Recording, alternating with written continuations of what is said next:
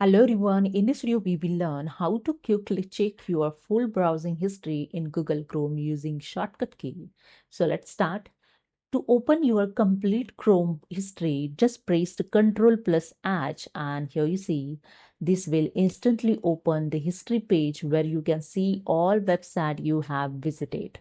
Okay, on this page you can scroll through your past browsing history, search for the specific website using the search bar. Here you can search the specific website also, and if you want to delete individual, just click on this three dot, the right hand side, you can see the actions. Click on the delete from history. Okay.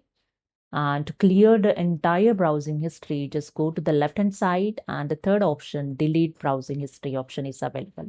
And here you can see the one dialog box is open, delete browsing data. You just select the last 15 minutes history or last hour, last 24 hours. So I just select here last hours and check and uncheck the below option, the browsing history, cookies and other site data and caches and images. So I select third option also and click on the delete data and that's it.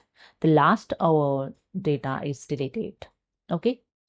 So that's it. This is a way to quickly check full history in Google Chrome.